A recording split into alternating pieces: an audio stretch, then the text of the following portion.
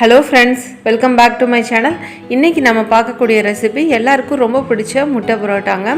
இதை நம்ம ரெடிமேடாக கடைகளில் கிடைக்கக்கூடிய இந்த பாக்கெட் யூஸ் பண்ணி வீட்டிலையே ஒரு 15 நிமிஷத்தில் எப்படி ரொம்ப டேஸ்ட்டாக இந்த முட்டை பரோட்டாவை செய்கிறதுன்னு இப்போ நம்ம பார்க்கலாம். இதுக்காக நான் இன்றைக்கி இந்த ஆகாஷ்ங்கிற readymade egg parotta packet use பண்ணி செய்ய போகிறேங்க. நீங்கள் எந்த பிராண்டாக இருந்தாலும் இதே சேம் மெத்தட் யூஸ் பண்ணி செய்யலாங்க. முதல்ல இந்த பாக்கெட்டை கட் பண்ணி இது எல்லாத்தையும் ஒரு பவுலில் கொட்டி வச்சுக்கலாம். இது கூடவே ஒரு டேஸ்ட் மேக்கரும் கொடுத்துருக்காங்க. இப்போ இதை நான் தனியாக எடுத்து வச்சிடுறேன். இப்போ இந்த பரோட்டா பீஸ் எல்லாத்தையும் சின்ன சின்னதாக உடச்சிக்க சொல்லியிருக்காங்க. இது எல்லாத்தையும் உடச்சிக்கலாம். சின்ன சின்ன பீசஸாக இருந்தால் தான் மசாலா நல்லா மிக்ஸ் ஆகி டேஸ்ட் ரொம்ப நல்லாயிருக்கும்.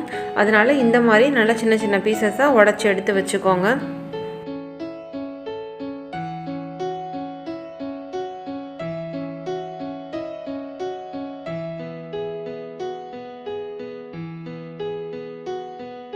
இப்போ எல்லாத்தையும் உடச்சி ரெடியாக எடுத்து வச்சுருக்கேங்க. இப்போ நாம் முட்டை பரோட்டா செய்ய ஆரம்பிக்கலாம். இப்போது கடாயில் நான் ஒரு 2 டேபிள் ஸ்பூன் அளவுக்கு எண்ணெய் சேர்த்துருக்கேங்க. எண்ணெய் கொஞ்சம் அதிகமாக சேர்த்துக்கோங்க, அப்போ தான் நல்லாயிருக்கும். அதே மாதிரியே வெங்காயமும் கொஞ்சம் அதிகமாக சேர்த்துக்கோங்க. நான் இதில் 2 பெரிய வெங்காயம் நல்லா நீளமாக கட் பண்ணி சேர்த்துருக்கேன். இதை விட இன்னும் கொஞ்சம் உங்களுக்கு வெங்காயம் டேஸ்ட்டு பிடிக்கும்னு நினச்சிங்கன்னா இன்னொரு வெங்காயம் கூட எக்ஸ்ட்ரா சேர்த்துக்கோங்க. இப்போ இந்த வெங்காயம் வதங்கட்டும்.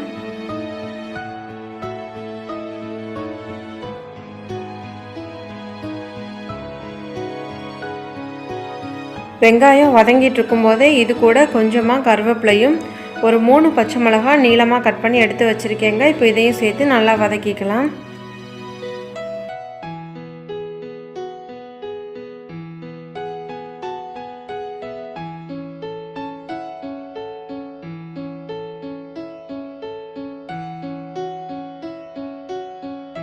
வெங்காயம் பாதி வதங்கினதும் இது கூட 1 டேபிள் ஸ்பூன் அளவுக்கு இஞ்சி பூண்டு விழுது சேர்த்துக்கிறேன். இதையும் சேர்த்து இந்த எண்ணெயிலேயே ஒரு 2 நிமிஷம் நல்லா வதக்கி விட்டுக்கோங்க.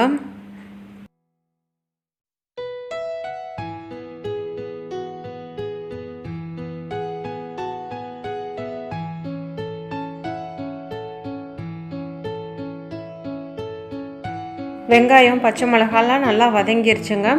இப்போ இதில் ஒரு மீடியம் சைஸ் தக்காளி நான் கட் பண்ணி சேர்த்து வதக்கிக்கிறேன்.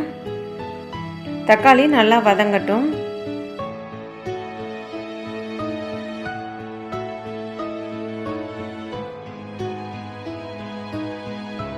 இப்போ இந்த ரெசிபிக்கு தேவையான அளவு ஒரு 1 டீஸ்பூன் அளவு உப்பு நான் இப்போவே சேர்த்துக்கிறேங்க. உப்பு சேர்த்துக்கிறதுனால இந்த தக்காளியும் சீக்கிரமாக வதங்கிரும். இப்போ எல்லாத்தையும் சேர்த்து நல்லா வதக்கி விட்டுக்கலாம்.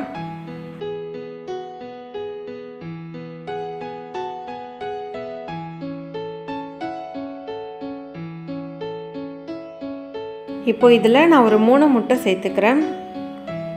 இதில் நம்ம புரோட்டாலாம் சேர்த்து வெந்து வரும்போது இதோட அளவு நல்லா நிறைய வருதுங்க.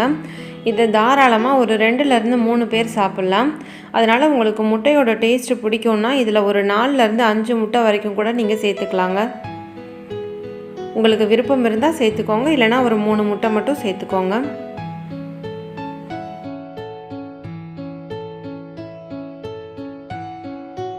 முட்டை நல்லா வெந்து நல்லா உதிரி உதிரியாக வந்துருச்சுங்க. இப்போ இதில் ஒரு 250 ml அளவுக்கு நான் தண்ணி சேர்த்துக்கிறேன். தண்ணி சேர்த்ததுக்கப்புறமா இது கூட கொடுத்துருக்குற இந்த டேஸ்ட் மேக்கரை சேர்த்துக்கலாம். டேஸ்ட் மேக்கர் சேர்த்ததுக்கப்புறமா இதை நல்லா மிக்ஸ் பண்ணி விட்டுக்கலாங்க. இந்த ஸ்டேஜ்லேயே இதில் உப்பு கரெக்டாக இருக்கான்னு செக் பண்ணிக்கோங்க. நான் இதில் இன்னும் கொஞ்சமாக ஒரு 1/4 டீஸ்பூன் அளவுக்கு உப்பு சேர்த்துக்கிறேன். இப்போ எல்லாத்தையும் சேர்த்து நல்லா கலந்து விட்டுடலாம்.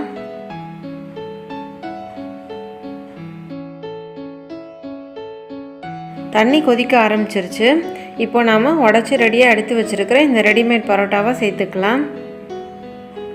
ஸ்டவ்வை நல்லா லோ ஃப்ளேமில் வச்சுருங்க. இப்போ இதை சேர்த்ததுக்கப்புறமா நல்லா மிக்ஸ் பண்ணி விட்டுக்கோங்க.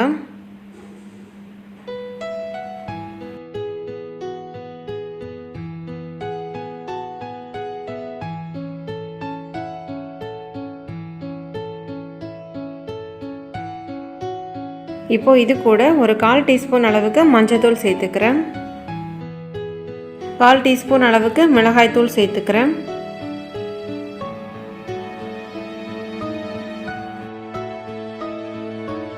இப்போ இது கூட ஆச்சி சிக்கன் குழம்பு மசாலா பவுடர் நான் 1 டீஸ்பூன் சேர்த்துக்கிறேன்.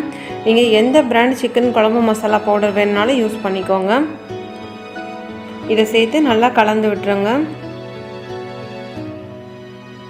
மசாலா எல்லாம் சேர்த்ததுக்கப்புறமா நல்லா கலந்து விட்டு லோ ஃப்ளேமில் மாற்றி வச்சுருங்க. இப்போ இதை ஒரு லிட் போட்டு மூடி வச்சுருங்க. இது ஒரு 10 நிமிஷம் நல்லா வேகட்டும். 10 நிமிஷம் ஆயிடுச்சு. இப்போ ஓப்பன் பண்ணி பார்க்கலாம். பாருங்கள், இந்த பரோட்டாலாம் நல்லா வெந்து வந்துருச்சுங்க. இதை லோ ஃப்ளேம்லேயே வச்சுட்டே பண்ணுங்கள். இப்போ இன்னும் கொஞ்சம் இதில் ஈரம் இருக்குது. இந்த ஈரமெல்லாம் வற்றி நம்ம கடையில் சாப்பிட்ற எக் பரோட்டா மாதிரியே நல்லா உதிரி உதிரியாக வர்ற வரைக்கும் இன்னும் ஒரு 10 நிமிஷம் வச்சு இதை நல்லா கலந்து விட்டுட்டே இருக்கலாம்.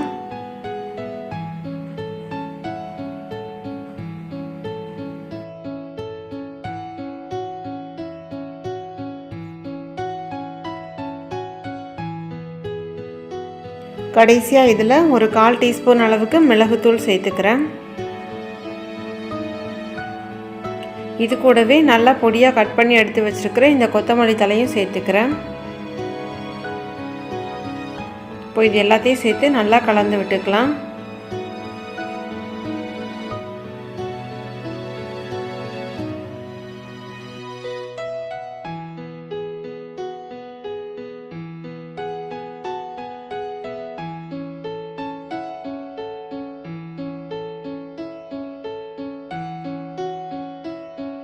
ஒரு 10 நிமிஷம் லோ ஃப்ளேமில் வச்சு இந்த மாதிரி நல்லா மிக்ஸ் பண்ணிகிட்டே இருந்தோன்னா பாருங்கள், நம்ம கடையில் வாங்கி சாப்பிட்ற அந்த எக் கொத்து பரோட்டா மாதிரியே இதுவும் நல்லா உதிரி உதிரியாக ரெடி ஆகிடுச்சுங்க.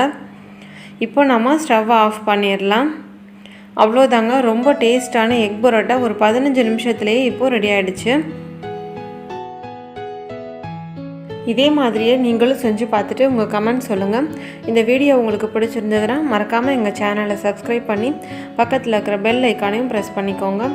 தேங்க்யூ.